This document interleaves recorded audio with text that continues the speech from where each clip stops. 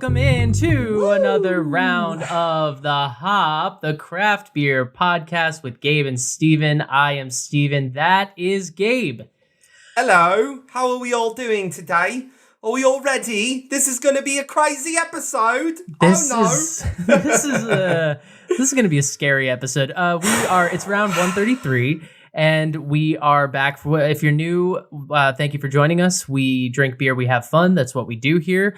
We try to make craft beer fun, inclusive, and entertaining each and every week. This week, we have a big episode for you because we are returning to the great state of California. We are returning to a brewery that's been on our show before. Yes. It is called The Bruery.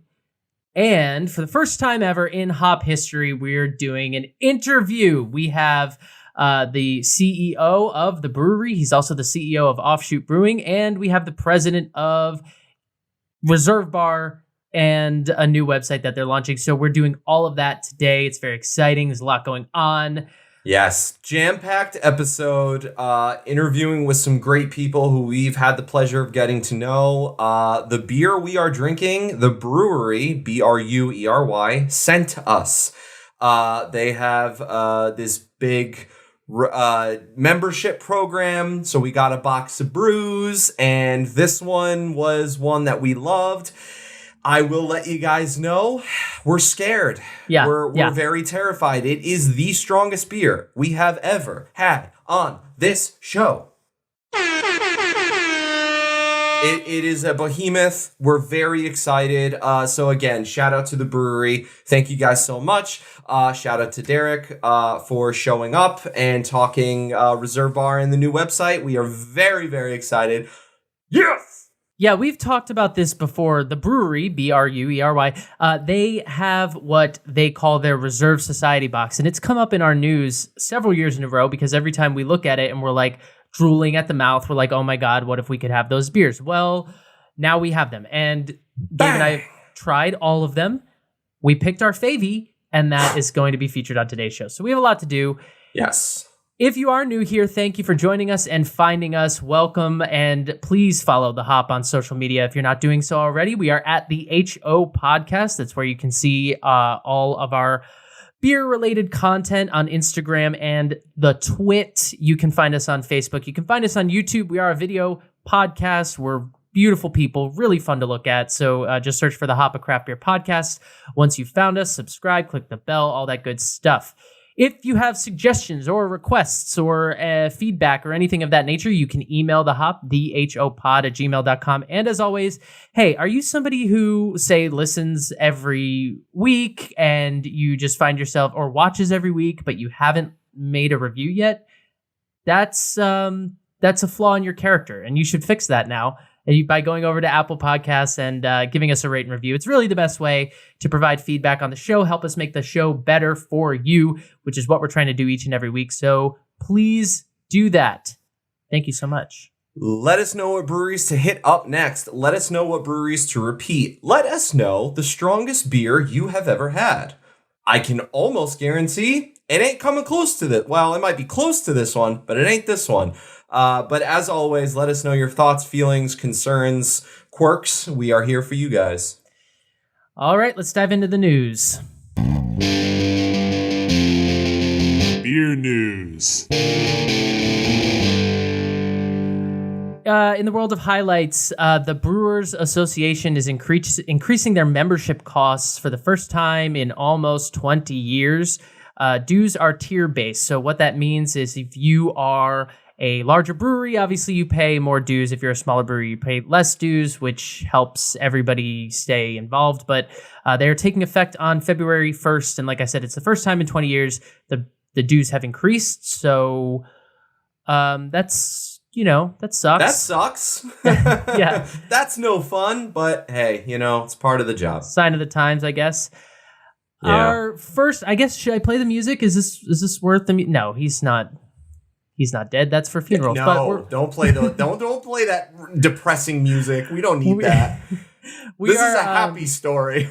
It's a celebration. It's a celebration of a career coming to a powerful close. John Mallett is departing Bell's Brewery after 20 plus years. He's an industry veteran. He was the VP of Brewing and Quality for Bell's and New Belgium. He oversaw that merger, all that kind of stuff. He's been with the company, like I said, for a very long time, 20 years, and now he is moving into retirement. So not huge news for our sake, but we just wanted to give the man his due. We love when industry veterans, get to celebrate a life well beered. And so he's hanging up the beer mugs, as we say. John, congrats. Thank you for your service to the beer world. And have fun on the slopes. Apparently he's big into skiing. So he's going to go. Skiing is hard. I think skiing might be harder than brewing beer. But yeah, John, thank you very much. Bell's dope brewery. As you guys know, the Two Hearted Ale has been voted the best beer in America 18,000 times, I want to say. Times, a lot. Yeah, so it's pretty cool. So thank you, John. Moving right along in the news and notes, we've got a new recipe, Fat Tire. The recipe for the lovable amber ale from good old New Belgium is changing their recipe for the first time in 32 years. Along with the recipe, they're also getting a new branding logo. It's not completely changing, but it is getting a little spruced up. And if you're in the sports world, think of it as the alternate jersey, if you will, for your favorite sports teams. It sends the message, but it's got a little twist on it. They are trying something new. The brewery describes the reimagined brew as, quote, an easy drinking with a medium body, crisp finish and deep gold color, a flavor profile of subtle caramel and floral aromas and light bitterness. Apparently, there was a little bit of concern for all the longtime big fans, if it ain't broke, don't fix it. But they said, screw it. We're going to do it anyway. And if you like our brewery, you'll follow along. We have another quote by a big, heavy beer drinker that says, I don't hate it. It's kind of a combo between a blonde ale and a lager that hits pretty crisp and has way more of a hop profile than the original Fat Tire. We're very excited to try it. I'm fairly confident you and I can get this beer anywhere. I know I can. Yeah, I can get it for sure. And it would be interesting. We've had Fat Tire on the show. It would be interesting to do a comparison between the two styles, which... where are they now, if you will? If you want to do that, now's the time, because I'm sure you can still find packages of old Fat Tire as, beer stores filter out into the new Fat Tire. So go grab it if you like it, and maybe you could do a little compare and contrast, a little Venn diagram, if you will, of the two. Please do. We would love that. Let us know if it's better, if it's worse, if it's in between, if it's a completely different beer. We would love to hear that until we get our hands on it. And finally, for the news, Sazerac is being sued. And the only reason this is news to us, we're a beer show. We don't really focus on liquor companies as much, but I just wanted to talk about it because I think it's kind of funny. Because basically, they're being sued. There's a class action lawsuit against them over this malt-based Fireball thing that they made. It's like a drink. It's not Fireball whiskey, but they made like a malt, like a RTD, I think it is, or that kind of thing, where it's like a Fireball malt drink. And basically they're being sued because consumers are claiming that the company has misled them because it lacks the whiskey base of Fireball cinnamon whiskey.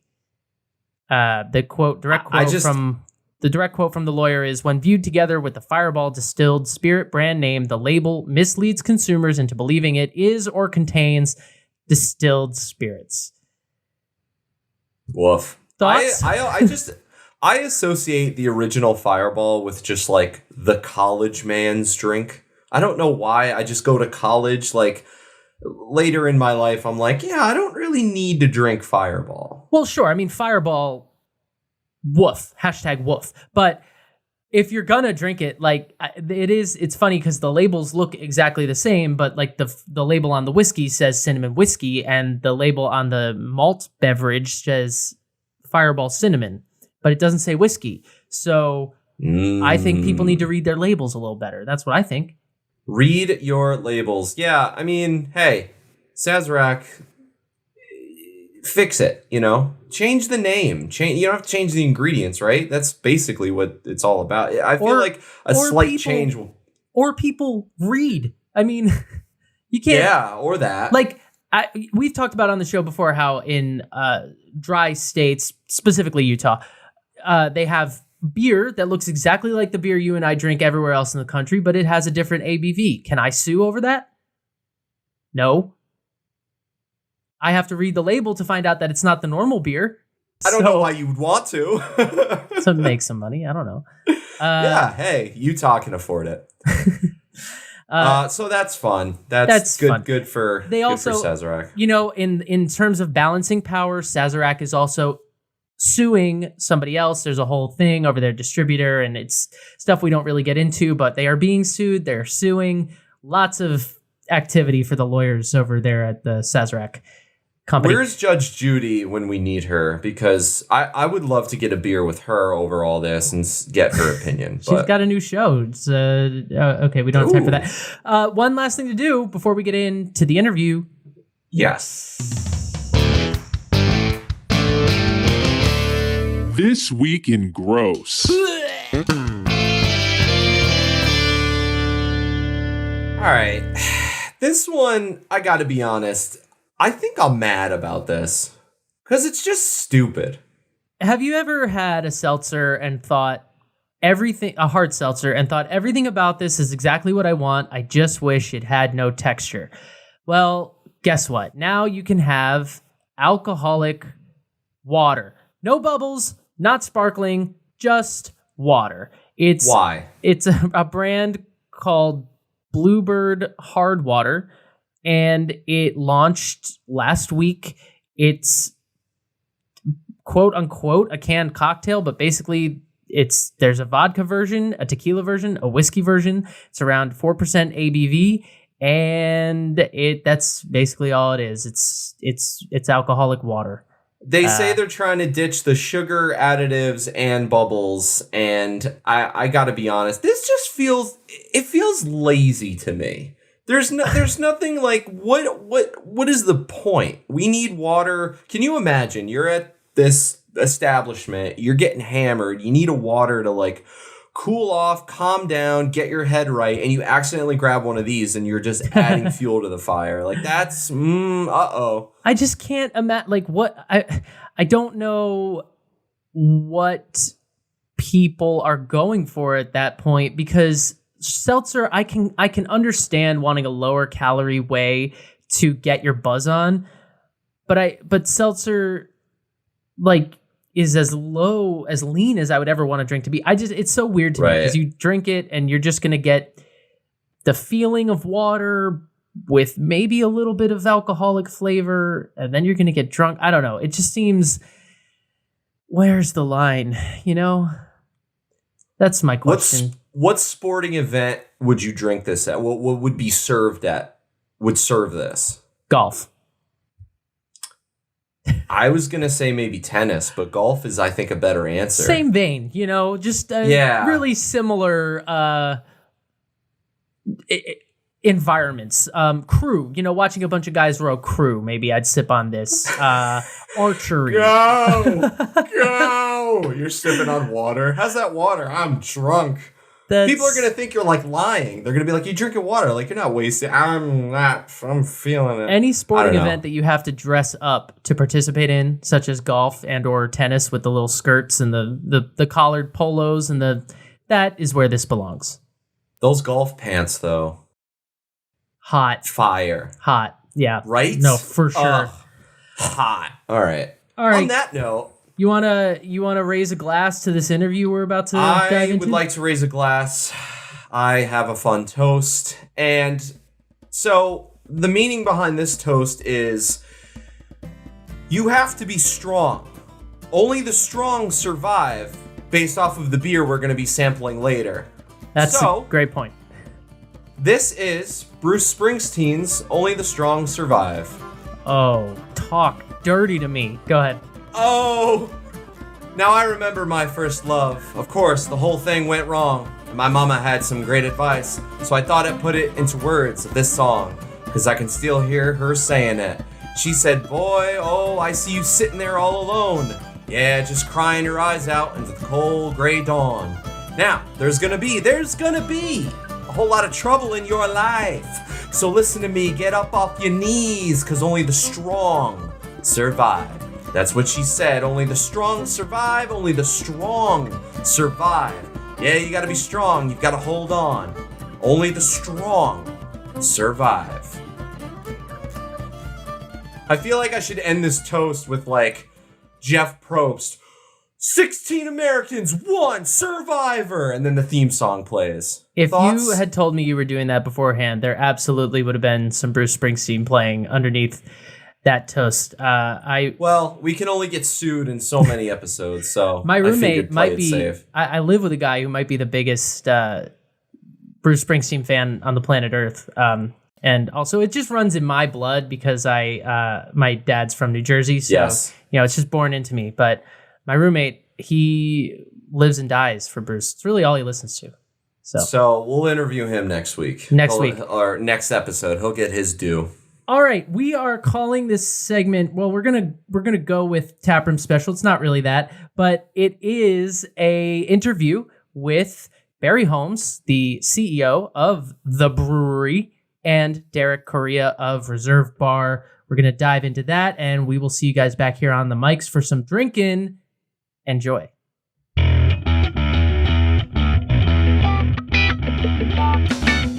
Tap Room Special.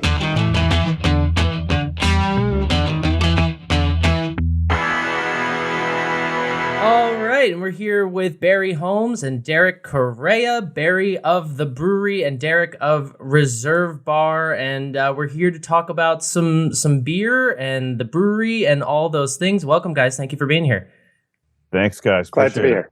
Yeah, we're so pumped we were able to do this, get you guys on the show, hear from some brewery veterans, if you will. Thank you guys for joining us. Yeah, let's get started. How we doing? How did you guys get involved in beer? What's the background? Barry, we could start with you, but just tell us a little bit about yourself, what you kind of do at the brewery, and we'll just kind of go from there. Sure. Well, thanks for having me. Brewery's basically going on its 15th year. We turned 15 in May.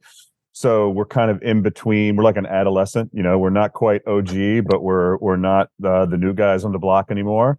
But the brewery really made its name by just doing crazy stuff, and a lot of it, and just experimenting, not just with beer, but beer as a you would imagine a dessert, or crossover with spirits, and all the different barrel aging that we do with those types of beers, Belgian influences. We set a lot of rules which are made to be broken, and that's really what the brewery's been known for in terms of taste. We kind of say we brew to taste over style, and then we're also really known for the membership. So there's a lot of community that comes together with the brewery. We got a lot of dedicated members who give us great feedback, some of it critical and some of it laudatory. And so it's a great place to be. A lot of interesting stuff that we put out there. And you talk about the things we do with spirit aging, and that really brought Derek and I together and our teams together, because I'm a big fan of what Reserve Bar does, just bringing those phenomenal spirits right to your doorstep. And so when they talked to us about launching Get Stocked, it was the relationship really built, and we realized there's a place for brewery beers, and even coming up with a brewery membership that fits into Reserve Bar and Get Stocked. So we're thrilled with that relationship, and it's just another way for us to bring our membership and that taste to people all over the country. That's great. So you mentioned the Reserve, the membership and the Reserve box. I mean, one of the questions we just had to ask is, how do you come up with this stuff? I mean, we're looking at, 19% beers, 17.2% beers, but we're looking at, double barrel age, bourbon barrel age, made with this, made with that, made with that. I mean, what is the testing process like? How do you come up with the ideas? Do you have a team? Is it like just a few people? Oh my God. Yeah, we've got an incredible team.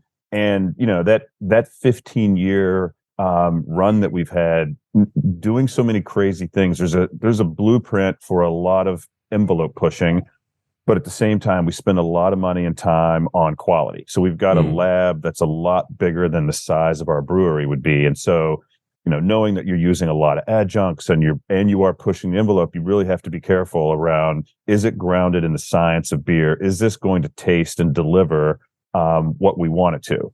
And so, we've got a lot of really clever, creative folks, both on the production side, marketing side, et cetera, to imagine a taste, create that beer, whether it's mixed with wine or aged in spirit barrels or brought in a bunch of different adjuncts. But at the end of the day, it's really got to last and it's got to deliver. And so that's the approach we take.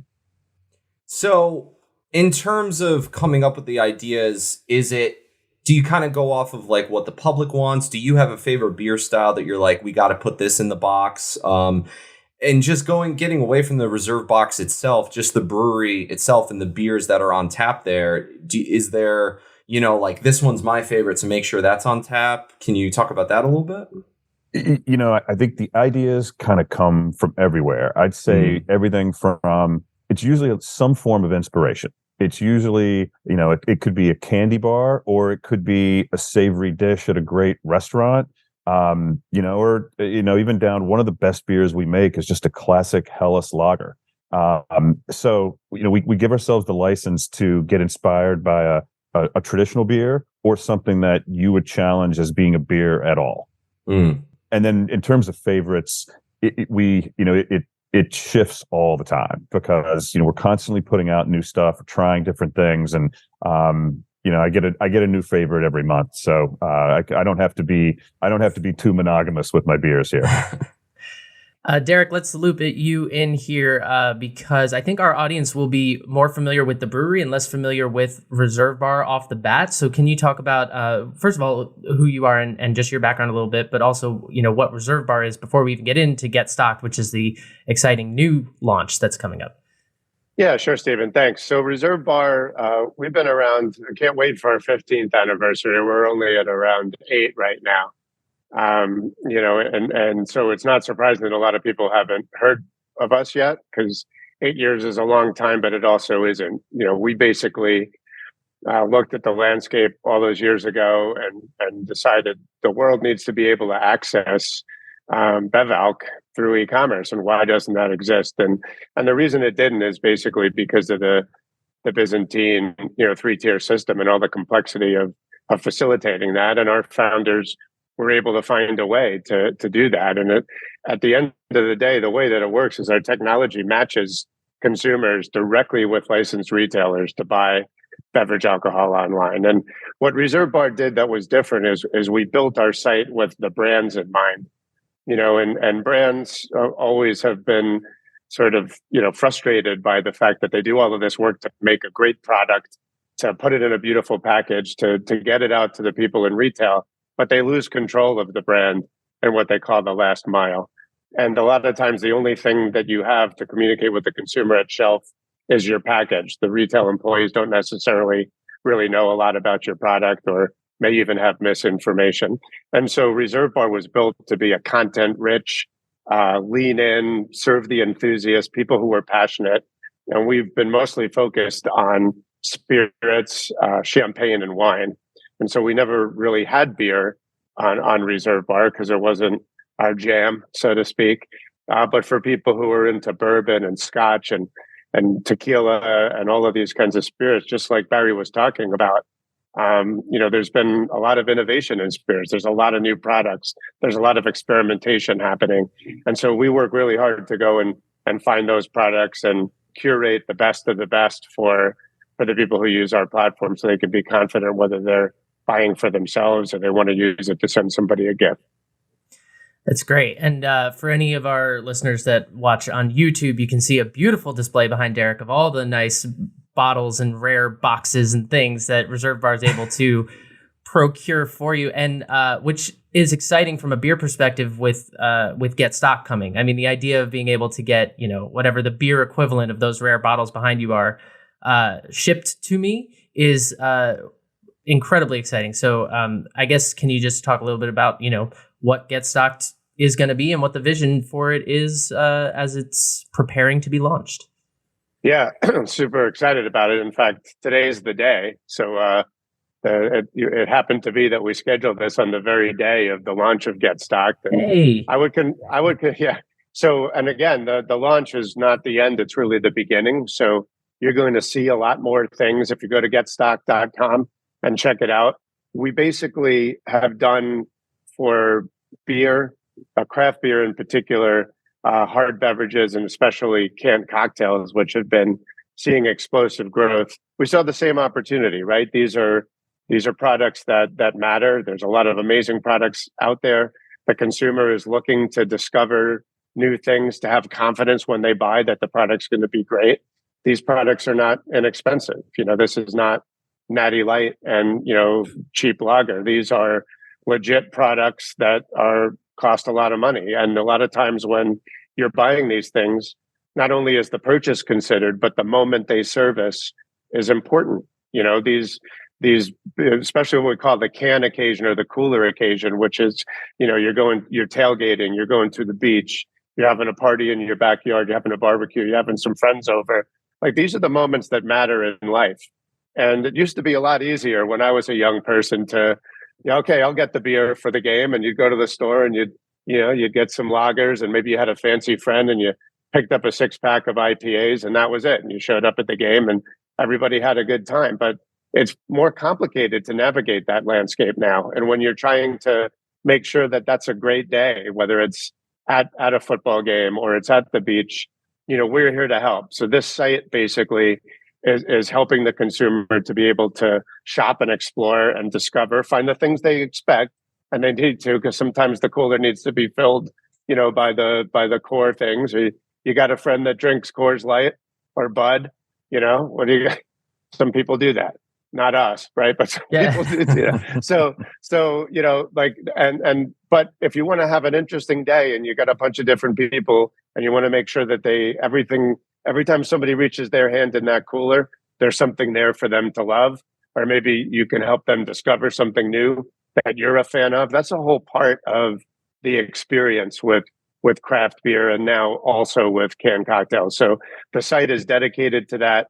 And the Bruery is a perfect example where, you might be somebody who's in the know about the Bruery, and that's an amazing thing. And once you are, you want to make sure that you can, expose it to your friends, right? You're that person that says, hey, you've got to try this stuff.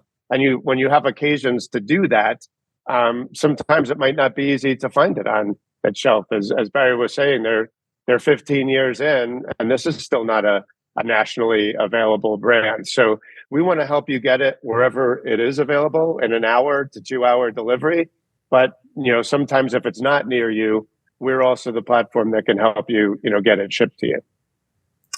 It's awesome. It's really exciting. I mean, we've talked about it and we talked about it on the show, but just, for Gabe and I being bi-coastal, the idea of being able to ship beer and stuff like that is really something we have, and I think I speak for a lot of beer drinkers. There's just a desperate need for. So it's awesome. And we're excited to see it. So it's great. Can we talk about this reserve select box? Yes, Derek, please. you were part of the tasting with us, so we got to sit side by side while we went through and just tried some of these. We're calling them behemoths. I hope that's appropriate because they kind of are. But yeah, I mean, there were just so many. There were 12 selections on this. We have our little cheat sheets in front of us, but I mean, Derek, did you have a favorite from the day of? Does anything ring a bell? It's funny, when we first started having the first few, and I was thinking, and I'm writing down my notes and I'm scoring them on a traditional 0 to 10 kind of scale. Mm-hmm. And the first couple were so good, and I'm giving them these high scores. I was like, man, I'm going to really 10's not enough. But I think I was kind of partial to Freckles, if I'm being honest. Freckles, yeah. Yeah, Freckles was a really high rated one for me too, because of that. The cayenne pepper is just, again, it's one of those things like you were talking about, Barry, where it's just, when it comes to innovation, it's just it's an adjunct you rarely see. And it's the kind of thing that for us as beer drinkers that drink a lot of this stuff, it just makes us go that's something new and unique, but also still drinkable, still, in the world of beer, the science of beer, as you said.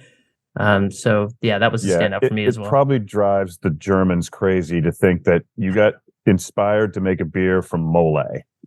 No, that's what it's those kinds of things that that make this really, really interesting to do, and it's interesting to drink. I'd say that's probably one of my favorites as well. Beer can play a lot of different roles in different times in our lives, and a lot of times you're sort of drinking beer and it's an adjunct to what you're doing, right? Like the focus isn't actually the beer. The focus is you're watching a game or you're hanging out with some friends or you're at a party, right? And you always want to be drinking good beer, even when it's not the focus per se. But the thing about these brewery beers is they are like, you have to be mindful when you're drinking them. Like the beer is the thing, right? It's like you're drinking these beers and it wouldn't matter if nothing else is happening. What's happening at that moment is you're drinking that beer. And it is such a, and if you do drink it that way, and not everybody does, right? People will take even fantastic beers like the beers that the brewery making, and they're not drinking them mindfully. They're enjoying them, and that's fine. But when you do what we were doing, which is, really sipping these things and letting it evolve over your palate and trying to deconstruct what is happening, and you just keep going deeper and deeper and deeper and being in that moment of enjoying those beers. And you can't do that with, that endeavor unfolds in about 3 seconds with the lion's share of the beers out in the world. And then it's like, oh, okay, that was good. But these beers are like one sip after the next. It's like a whole, they really are astounding. And when you do that whole box like that, and then you're drinking them and comparing them and contrasting them and finding wait, that was kind of like this other one, but there's this other thing going on. It's really a tribute to what Barry and that team over there has done. It's tremendous stuff. Yeah, sorry. I was just going to say that just it's such a great segue in that there's so much nuance to these beers that you would typically find in a wine or a bourbon or a whiskey. But what ends up coming out of it is we do so many touch points with our members that they really enjoy, and so the discussion of the beers ends up being a community builder. It ends up being how they relate to someone, and the conversations end up going in entirely different direction. But what they end up telling us is we want more of those events. We want that supper club that you're doing at the restaurant in LA or DC, because it's the nuance of the beers that are really interesting, but it's just a facilitator for all the rest of life. So I think your analogy of the adjuncts being an adjunct to other things you have going on is perfect. They're what we refer to on the show as event beers. We call them because it's just like, I say all the time, like I have tons of beers in my fridge right now that I just will not drink because there's a time and a place. And then I stock it with some IPA or whatever that, like you said, I can watch TV but beers like this are events. And so, and also with beers this complex, the other thing we love is we talk about like the evolution of the drink, right? You pour it in the glass, you take your first sip, it's cold. And then over time, you're going to get different notes as you continue to sip on it for, in the case of this 19.6 behemoth, you're sipping on it for a couple hours. It's just the notes are going to change and they're just going to keep evolving and spiraling into different things. And it's just a completely unique drinking experience. So it's amazing. Really. It's the attention you have to give, the attention of just like, you can be talking with someone, but if you got the game on, it's the beer's going to go away. Yeah. And the other thing is like what'll happen with beers of this nature, at least in my life, is that they're shareable too. So like you would never really think about sharing most 12 or 16 ounce beers, right? But you can go and, and if you've got some friends and you're going to get into it, you can buy a whole bunch of these different ones and, and pour yourself 3 or 4 ounces and share a bottle with a bunch of different people and work your way through them all. It really is, not only is it an event or an experience for you alone, but it is a communal kind of thing. When you got some friends that appreciate really, greatness in beer, you want to share that with them and you want to share that experience. And to Barry's point, the conversation is about the beer and is part of the whole experience. Derek, I would be remiss if I didn't mention that you're not only the president of Reserve Bar and Get Stocked now, but you're also a shareholder of a brewery yourself. So do you want to tell us a little bit about the brewery you're involved in? Yeah, sure. So that's called Ship Bottom Brewery, and it's in. Ironically, it's not in Ship Bottom. It's on Long Beach Island, and it's actually in Beach Haven, which is another town down there. But the founder originally started making beer in Ship Bottom, hence the name. And the whole strategy and the whole positioning for that beer is, it's actually almost the opposite of what we were just talking about. It's when you go to the beach, and a lot of people, they go to the shore on the weekends and in the summer, take a vacation there. You go over this causeway from the mainland, and there's just something about the causeway and your windows down and the salt air coming into your car.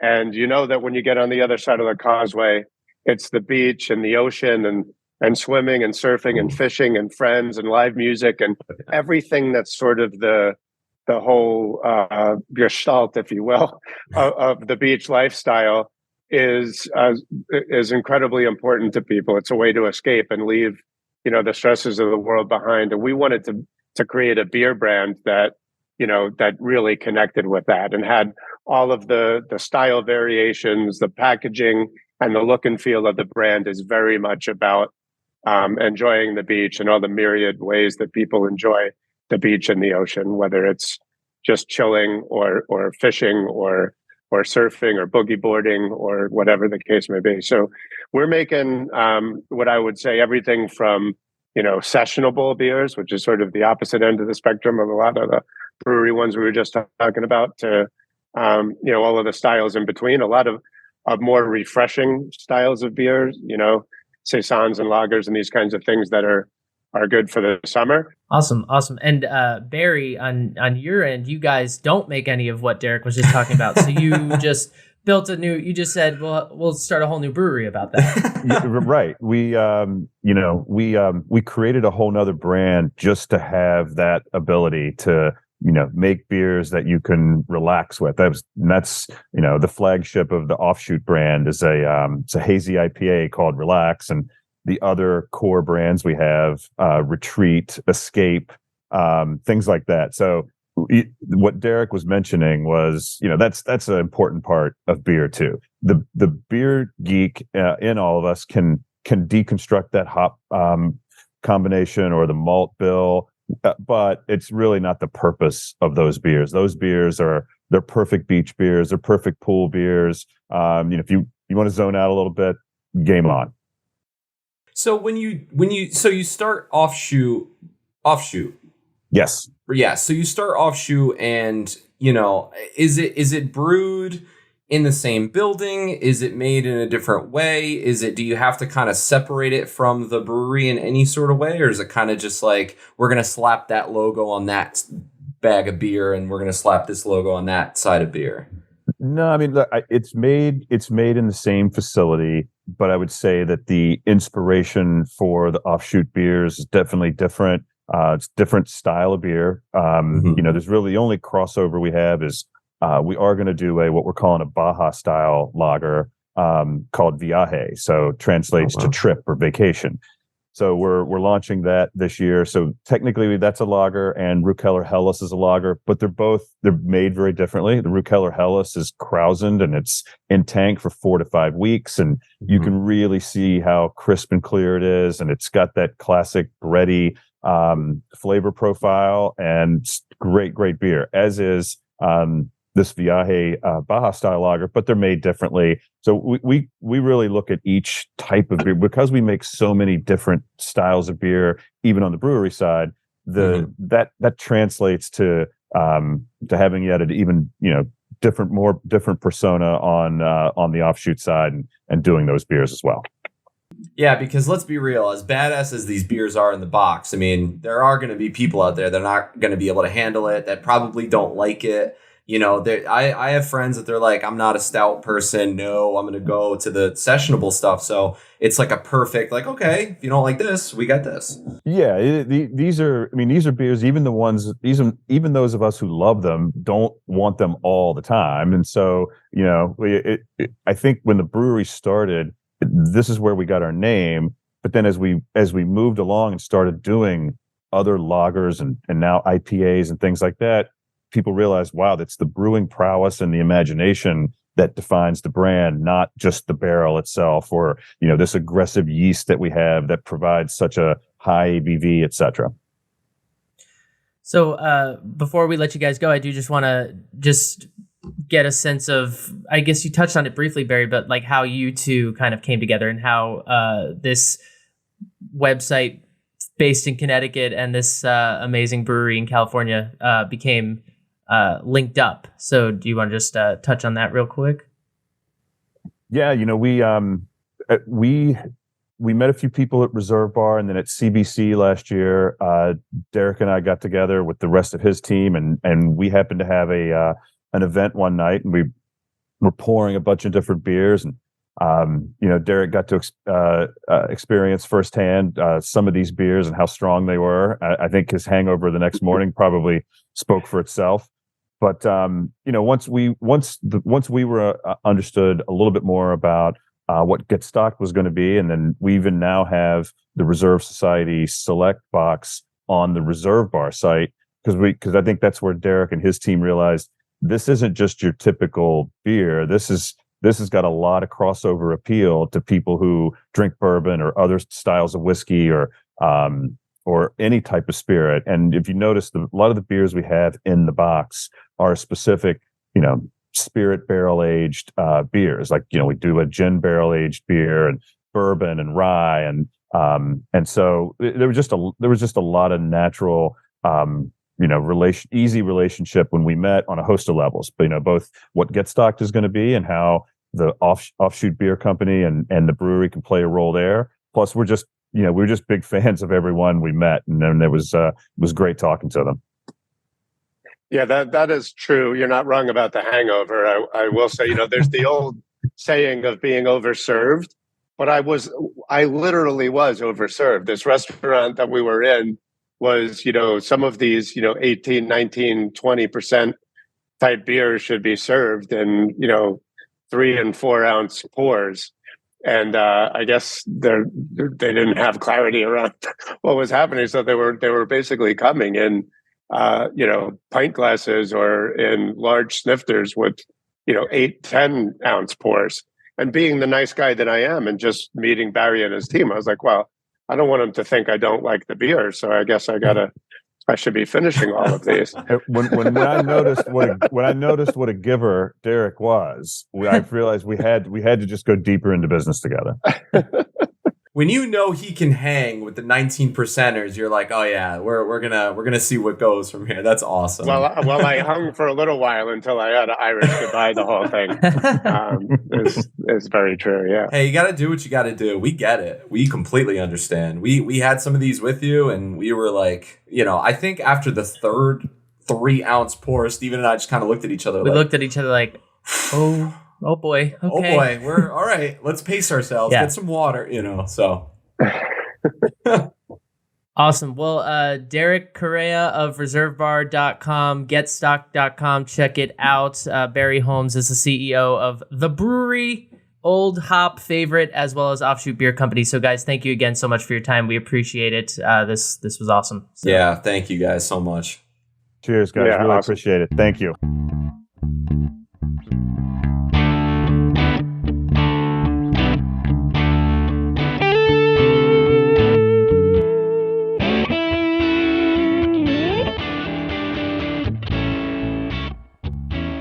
All right. Thank you guys. Extraordinary people. We should have just called it Drinking with Friends. Yeah. I mean, we aren't really an interview show normally, but that opportunity presented itself, and basically we wanted to get they offered, and we said, yeah, let's get this perspective on here.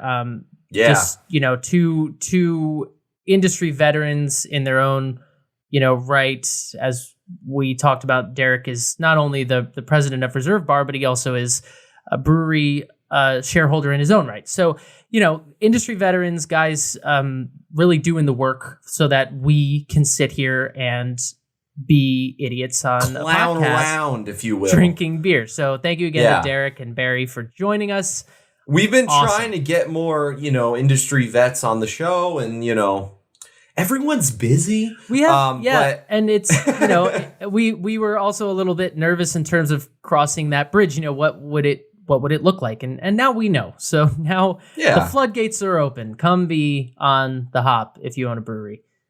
And also, if you send us a Reserve Society box for free, you jump to the front of the line. Front of the line. You get the flash pass that they give at Disney World. Yeah.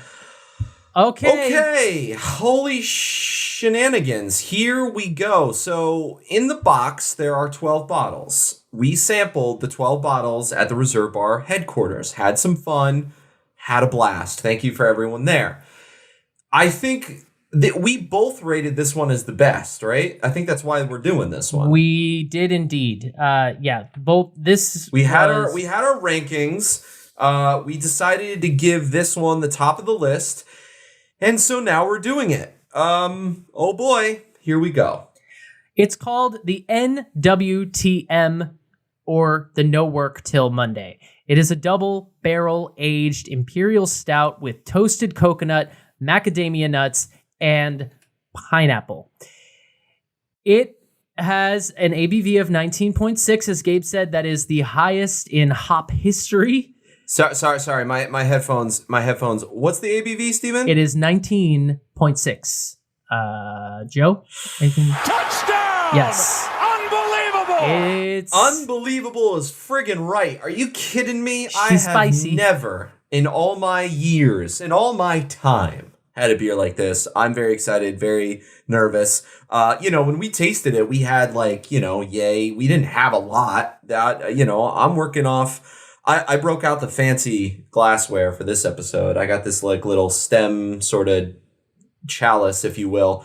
Yep. And I'm going to start with this. We're going to see where it goes. But we're ready to get into it. We're very excited. 19.6%. Oh my God.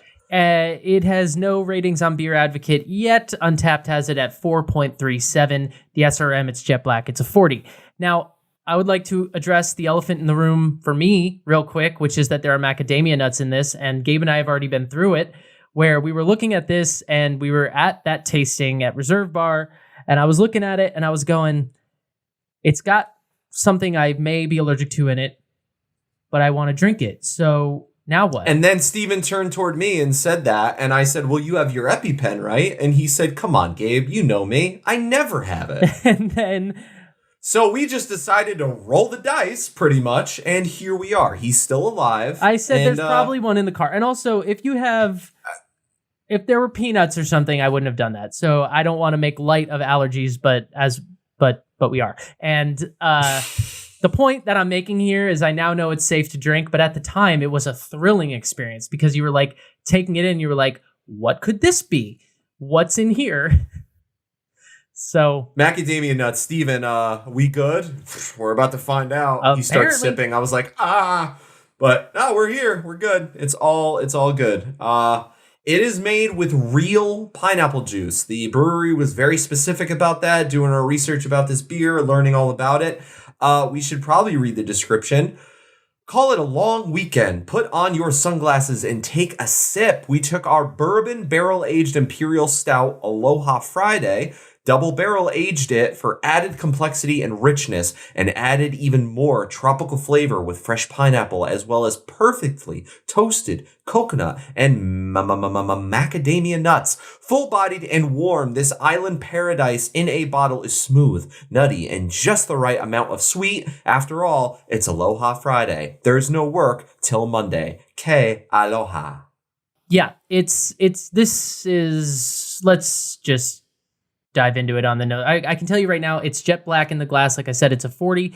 It pours like, a lot of these really reserve beers, these barrel-aged beers in these large 750ml bottles like this, they pour more like wine. And so honestly, it did pour with a little bit of head, but not much, and it doesn't have much retention either. It kind of faded away, and it just looks like a rich, deep wine almost in the glass. There's no head, there's no lacing. It's just still in a way. It's very still. If you look closely, you can see some bubbles coming to the top, but it is what it is. You know, as Steven said, on the nose, it just smells like a whole lot of booze, a whole lot of chocolate. It smells like it's going to punch you in the mouth, but also kiss your forehead at the same time. Yeah, the nose is ridiculously tropical, ridiculously. I mean, what it smells like, if I'm being honest, is if you took a bottle of Malibu coconut rum and put your nose in that. That's what it smells like. It's coconut, it's pineapple, it's boozy, boozy, boozy. It's delightful. Once you get past that, I think there's some, roasted notes, some chocolate, maybe a little bit, but it's very loud with the booziness up front in a delightful way, but also, I can't say this enough, a scary way. Scary way. It's terrifying. It's like a horror film in a glass. I'm getting the toffee notes. I'm getting the caramel. I'm getting the, there's a little bit of dulce de leche smell off of this. You know, but it is very tropical. Coconut, pineapple, maybe a little vanilla. There's a sweetness there. It's just so complex and just so crazy. I mean, who thinks of this? The Bruery does. That's who. And they, Barry talked about it a little bit, but that's what they've been about kind of from the beginning, and they are to this day. And then, we're lucky enough to have this box, which is really intended to be the stuff that they just can't mass produce on a giant level. So it's really special. So if you hear anything you like and you want your hands on this bottle, you can't just go to the brewery and buy it. You're going to have to become a member. We will talk about that a little bit later. Well, Don't you worry. Or you can go to getstock.com, now live in certain states, and you can order it to have it shipped to your house. That is your other option. But for now, Gabe and I are going to drink this beer, and See you on the other side. Here we go. Cheers. Oh, man.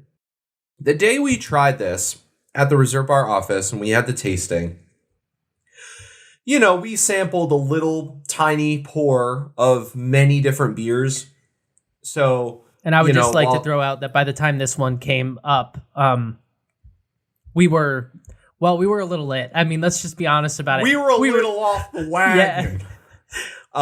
Yeah. I mean, the other beers are so strong in their own right, so it was hard not to. But yeah, I mean, that's what I was going to say. Like, we didn't, as much as we cleansed the palate, as much as we tried to focus, we are giving this our 100% full attention rather than being like, yeah, it's good and it's my favorite, blah, blah, blah, blah, blah. So right off the bat, you're going to get that strong boozy character. You're going to get the nice kiss of carbonation. I think it's just like perfectly carbonated. You're going to get that molasses. You're going to get that strong, just like weight.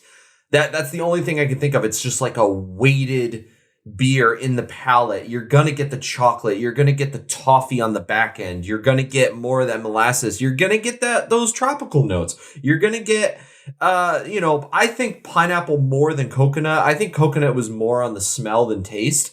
I think pineapple is just like straight through. You're going to get that vanilla.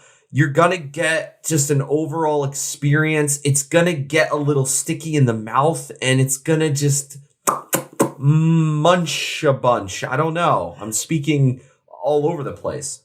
It's going to munch a bunch. You heard it here first, folks.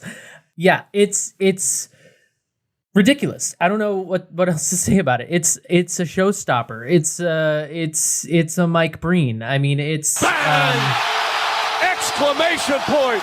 Everything that we love and wish for in beer when we're talking about event beers. This is flavor notes. Everything Gabe said. It's sweet. It's pineapple. It's raspberry a little bit. There's some, a lot of fruitiness in the mouth.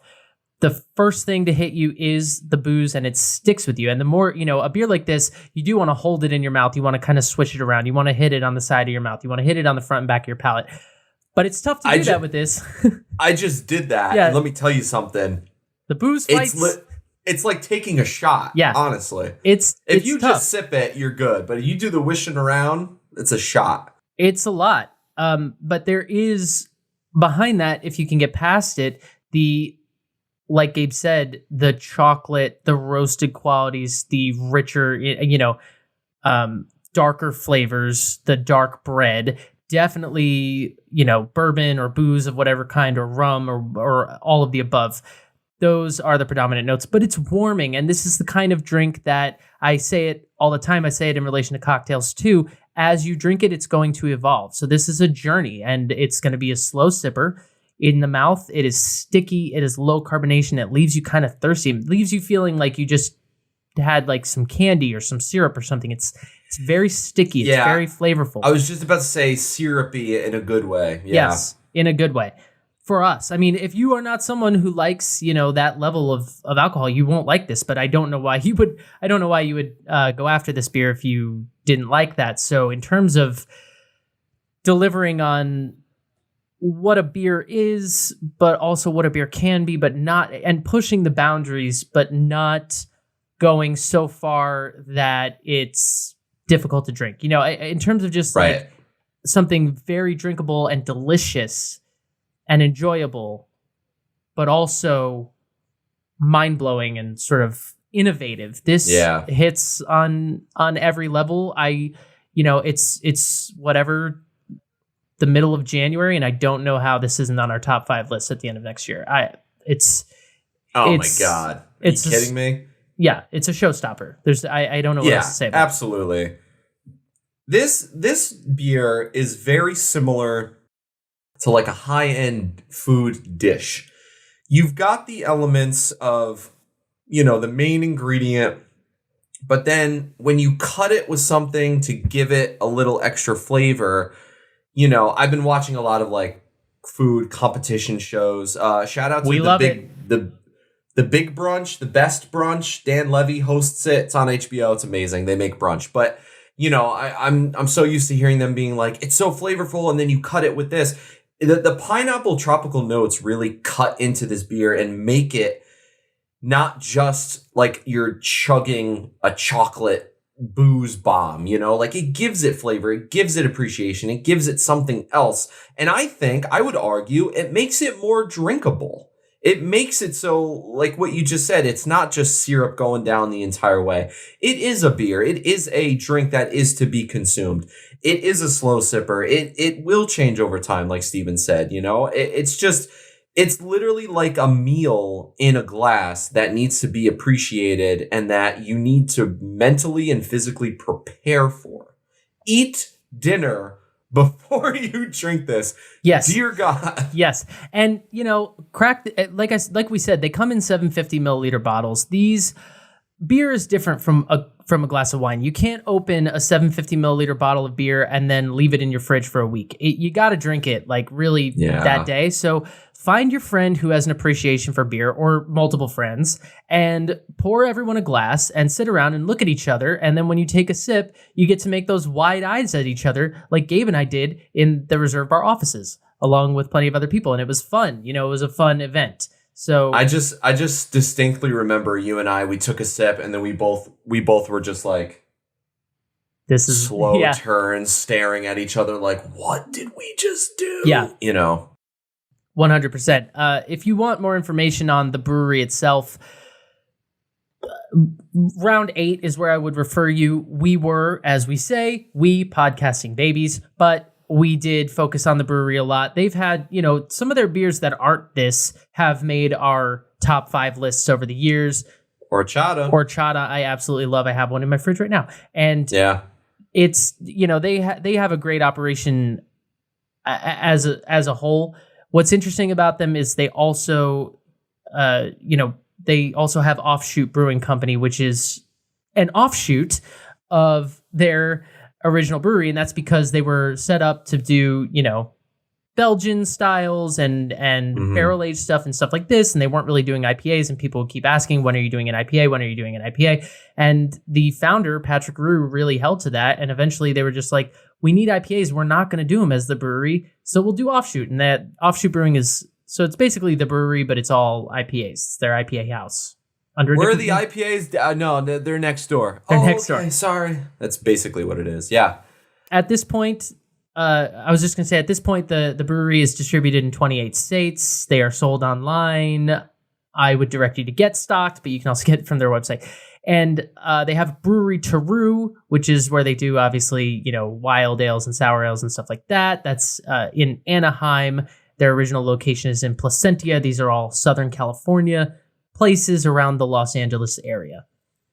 Steven knows them very well. I do.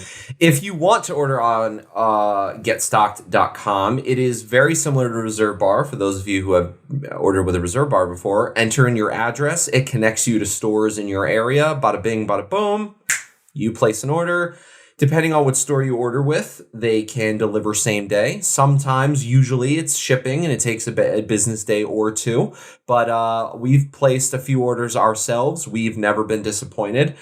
How many times have we said on this show that we run into the issues of getting beer in the Midwest and me getting beer in California, Steven getting beer in New York? Well, now I can go on Get Stocked, I can go on Reserve Bar, and I can order that. And I can most likely get the California breweries. That way, for our next episode, Steven can go, hey, let's do these guys. And I can go, cool, let me put in my order. And, maybe if you're nice, you'll get a promo code or two. I don't know. We don't have one, but maybe if you're nice, you'll get one. Yeah, and it's worth saying that as beer podcasters and, beer, whatever our role is in the beer space, Gabe and I, as Gabe said, we've had this problem for years. We've had breweries send us beer. We've looked into every method of getting beer across the country and getting beer from weird places as we can. We have traveled for beer.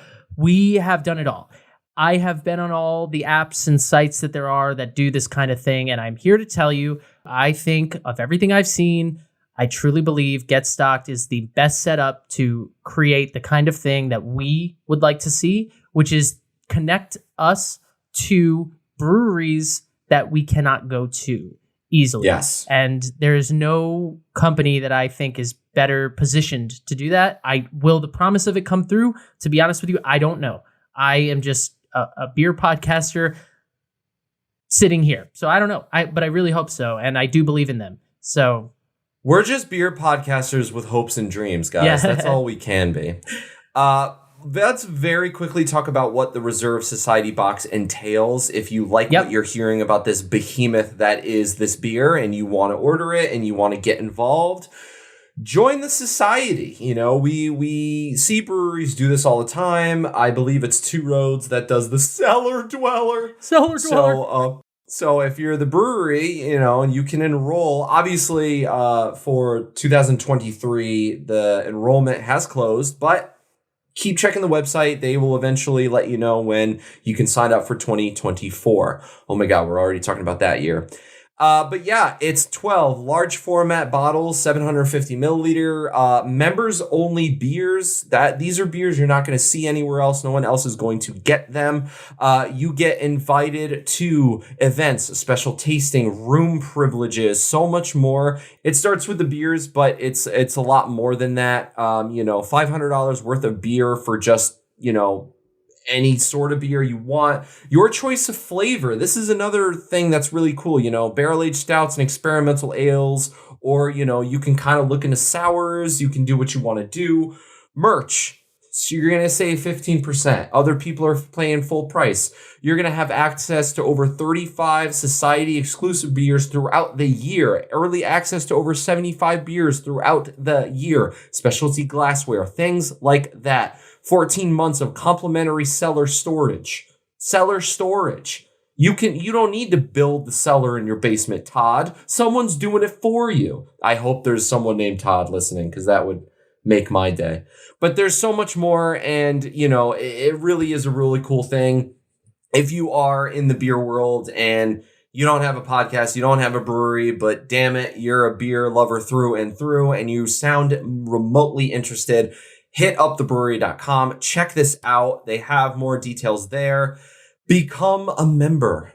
Members only. And if you're looking at it and you're like, that's a little out of my budget, they also have their Preservation Society, which is a quarterly beer club, and that's a little bit more affordable. So if you're somebody who wants to, that's a box with 4 beers in it, and so it's a little bit more, scaled down. I believe the way the reserve works, we got 12, but I'm pretty sure the way it works is they send you a beer a month, so that I believe this is so, spread yes. out over the year. You're not just like hit with tons and tons of beer like the we are. brewery said, surprise. But We were expecting, 2 beers each? I was expecting little tasters, and I went down to my mailroom, and they handed me a box that was so heavy that I was like, I might need to get a cart and come back here. This is crazy. But Oh, yeah. But delightful. In terms of what else is in the box, we should mention that quickly. Oh, yes. We have our nifty little note sheets. We have note we came sheets, prepared. and we have rankings. So Oh, yeah. they have, obviously, the NWTM. They have a similar version of this called the Gray Monday, which is a bourbon barrel aged imperial stout with hazelnuts. They have a Black Tuesday, which is just a bourbon barrel aged imperial stout, no adjuncts. So those 3 are like of a series. They have a gin barrel aged imperial cabinet, which is an American wild ale aged in gin barrels. Interesting. Gin, underutilized, always interesting in beer. They have a rum barrel aged tart of darkness, double barrel aged sour stout, aged in bourbon barrels, followed by rum barrels. That one was interesting because sour stouts are very rare. We've had maybe one on the show before. So I think just one, and it was Montclair Brewing. So yeah. So to look at a beer that's jet black in color and then drink it and have it be sour is fascinating. They have a bourbon barrel aged partridge in a pear tree, which is a bourbon barrel aged Belgian style quad brewed with spices. Ooh. Amen. They have the Walnutter rye barrel aged imperial porter with dulce de leche, walnuts, vanilla beans, and salt.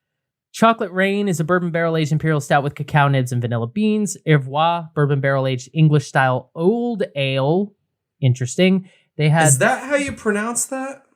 Ivoire. I don't know. Ivoire? It looks French. I don't know. Great. Why not? They had the Freckles, which was a bourbon barrel aged imperial stout with cacao nibs, cayenne pepper, cinnamon, and vanilla. Gabe hates cayenne pepper. You know this. We know this. I don't hate cayenne pepper. I just can't drink liquid fire. The White Chocolate Strawberry is a bourbon barrel aged wheat wine ale with strawberries, cacao nibs, and vanilla beans. That's the one we started with. That's when we said, oh, this is the party we've been invited to. Yes. And then they have the Thomas Rutherford, which is weird. Oof.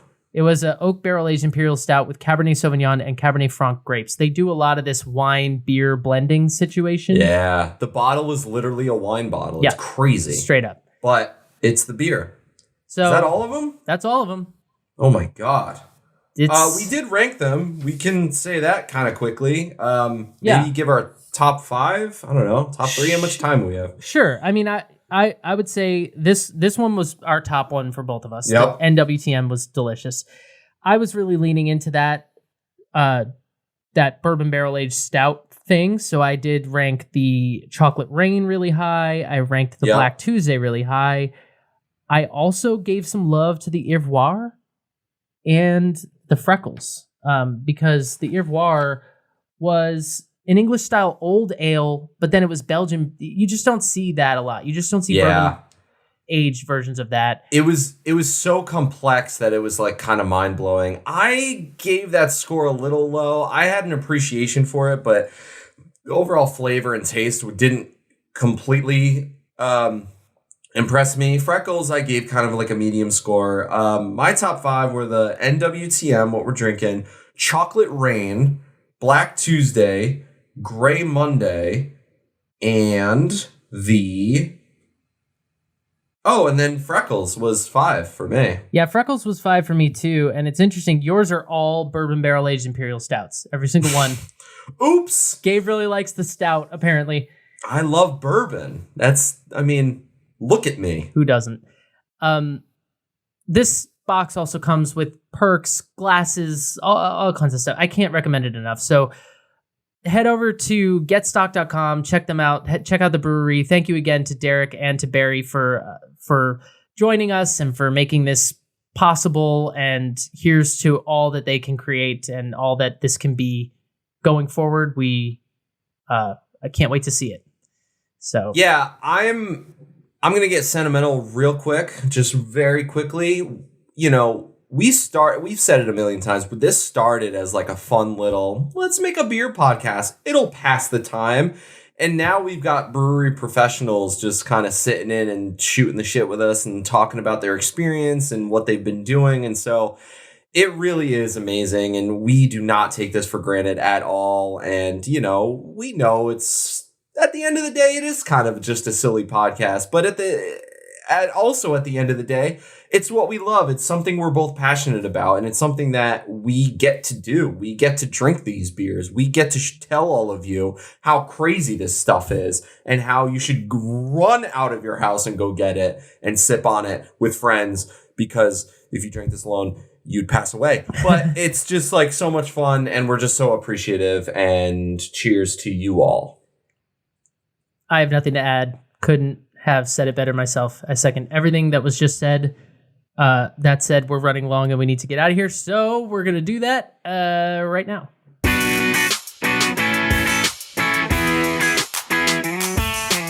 Last call. Steven. Yes, Gabe. Do you like fishing? Have you been fishing? Are you a fisherman? I'm definitely not a fisherman. Sure, I like fishing. I think the problem with fishing when I was a kid was that nobody told me about drinking, and now I probably would like it a lot more if I knew I could just sit there with a beer. Sure, I'll fish. Can I have a beer? You're 8. Shut up. That's all I can picture. I agree. Some people find it relaxing. Some people find it boring. I haven't been in quite some time. I enjoyed it as a kid. I learned. My brother's a big fisher. He can catch like some big ass fish. Like he knows what he's doing. In order to be a good fisherman, you have to go out on a boat. You can't fish from like a pier and expect to catch anything of any note. I mean, you're just gonna find weird fish that like hanging out around humans. It's weird. But if you go on a boat, you can catch some stuff. You can catch some stuff, just like this 12-year-old boy did in Florida. This is just insane. A 12-year-old Massachusetts boy on a charter fishing boat in Florida reeled in an unexpected catch of the day. Was it a big fish? Was it a flounder? Was it a swordfish? No, it was a 450-pound great white shark, and we're here to talk about it. His name is Campbell Keenan. He was visiting Fort Lauderdale with his family. They thought it'd be a fun old grand time to go fishing, and apparently, he was fishing. He felt the pull, and they said they realized it was a shark when it was 20 feet away. They saw this thing sticking out of the water, and they said, "Oh boy, we have to save this little boy's life." Ruh-roh. And reel this puppy in. It took them 45 minutes to an hour to catch it. I still don't understand how you get it in the boat. It's 450 pounds. Thoughts? Why would you try to get it in the boat? If I saw that I had hooked a shark, I'd be like, grab the scissors. We're cutting this line on with life. No way. Bye. You win. We're not going to bother you anymore. I don't really have thoughts other than that. Like, why? I mean, I guess it's good. The captain removed the hook and tagged the shark so it could be tracked by researchers. I didn't know that was something you could just do. You can just tag. People come equipped with tags. You can just like, hey, I tagged this for you. You basically. I thought you had to be like a scientist to do that. You go into like this database, I think, of scientists, and you're like, hey, tag 4957C. That's the great white shark. We named her Tiny, and you can follow her along, and it's what she does. But yeah, apparently this is something that people do all the time. I forget which. I think it's Our Planet. One of the David Attenborough. Shout out to David Attenborough, the GOAT, if you will. The man, the myth, the legend. Yeah. The man, the myth, the legend. David Attenborough was. Shout out to David Attenborough. He's listening. He needed to shout out. I think it's Our Planet, but basically he talks about how sometimes, like, for big ass blue whales, boats going by not seeing it, like, smack right into it, so they're tagging it with this, like, they like stick this little suction thing on them so they can track it and they can know where the whale is, so they can avoid it. So I can only imagine they like clipped something onto like the fin or something of this shark, but Yeah, I feel like I'm very similar to other people where it's like when sitting here talking about a shark, I'm like, yeah, I'm not afraid. Like, yeah, they're huge, like, whoa. But like when you're out in the water, it's like reality kicks in and you're like, get it away from me. I've seen The Perfect Storm. John C. Reilly lost a limb. I don't mess with sharks. I don't. He is in that movie, isn't he? He definitely is. And he gets attacked by a shark. And good for him. And I don't really know why, because definitely not the point of that movie. I mean, there's a storm, but for some reason in the middle of it, it becomes Jaws for like 30 seconds. And then nice. Billy Fichtner has to dive into the water and get him. Get John! But I wouldn't. The craziest thing I saw on a fishing boat, once I was on a fishing boat and our line hooked on a pelican, not a Peloton. A Peloton, the bike. Yeah, our line hooked on a Peloton, and it was a pelican. A pelican. And wow. Then the captain, did the right thing and reeled this pelican into the boat, and then had to like get the line off this like pelican while it like flapped its wings. So you can imagine I was like leaping off the boat on the other side. Yeah, Steven was out. He was like, see ya. Yeah, no I was thanks. like, fuck that. But yeah. But these captains. Well, you have to reel it in because I thought like just snip it, but no, because then they're just flying around with that thing on their leg. Yeah. Same thing with the shark. So they're trying to do that, I guess. But fishing men. I've been fishing where apparently it's not just you're holding a rod. They give you this like belt and you hook the rod like into the belt. That way you don't like let go of it and it's gone forever. So like you can reel it in and you can just like hold on for dear life. Oh, that's some real fishing. That's some like we're going for game. We are going for like we're trying to catch a tuna here. Yes.